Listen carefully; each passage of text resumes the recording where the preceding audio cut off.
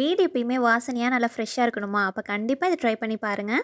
கற்பூரம் டிஃப்யூசர் வாங்கலான்ட்டு ஆன்லைனில் சர்ச் பண்ணி பார்த்தா இந்த மாதிரி ஒரு ப்ராடக்ட் தாங்க காமிக்குது. இது வந்து எலக்ட்ரிக்கல் டிஃப்யூசருங்க. எனக்கு இது வாங்குறதுக்கு கொஞ்சம் கூட விருப்பமே இல்லை.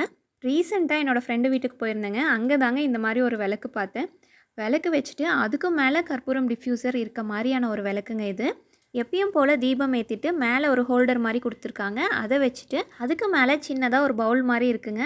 அது மேலே வச்சுட்டு வாசனைக்காக நம்ம தேங்காய் எண்ணெய் இல்லைன்னா நல்லெண்ணெய் எது வேணாலும் நீங்கள் ஆட் பண்ணிக்கலாங்க. இதில் கொஞ்சமாக பச்சை கற்பூரம், என்கிட்ட ரோஸ்மெரி லீவ்ஸ் ஃப்ரெஷ்ஷாக இருக்கனால நான் அதை ஆட் பண்ணியிருக்கேங்க. நீங்கள் பன்னீர் ரோஸ் கூட ஆட் பண்ணிக்கலாம், இல்லைனா ஏலக்காய் கூட ஆட் பண்ணிக்கலாங்க. அதனுடைய ஃப்ளேவரும் நல்லாயிருக்கும். எவ்வளோ நேரம் விளக்கு எரியுதோ அவ்வளோ நேரம் இந்த ஃப்ராக்ரன்ஸ் இருந்துகிட்டே இருக்குங்க. சின்ன குழந்தைங்க இருக்க வீட்டில் மட்டும் கீழே வைக்காமல் கொஞ்சம் ஹைட்டில் வச்சுடுங்க. ஒன்ஸ் இந்த விளக்கை செட் பண்ணிவிட்டு ஓரமாக வச்சிட்டிங்கன்னா தீபம் அணையிற வரைக்கும் அதனோட ஃப்ராக்ரன்ஸ் இருந்துகிட்டே இருக்குங்க. ரொம்ப நாளாக தேடிட்டே இருந்து ஃபைனலாக இந்த விளக்கு பார்த்திங்கன்னா வெற்றிவேலன் டிவைன் ஸ்டோர் அப்படின்ற இன்ஸ்டாகிராம் பேஜில் தாங்க வாங்கியிருந்தேன். இவங்களோட பேஜில் நிறைய பூஜைக்கு தேவையான பொருட்கள்லாம் இருக்குங்க. நான் இந்த விளக்கும் ஓம் விளக்கும் தாங்க அவங்களோட பேஜில் ஆர்டர் பண்ணி வாங்கியிருந்தேன். அவங்க பேஜ் நான் டேக் பண்ணுறேன், கண்டிப்பாக செக் பண்ணி பாருங்கள். இந்த மாதிரி இன்னும் நிறைய வீடியோஸ்க்கு மறக்காமல் என்னோட பேஜை ஃபாலோ பண்ணிக்கோங்க. டாட்டா பை, நெக்ஸ்ட் வீடியோவில் பார்க்கலாம்.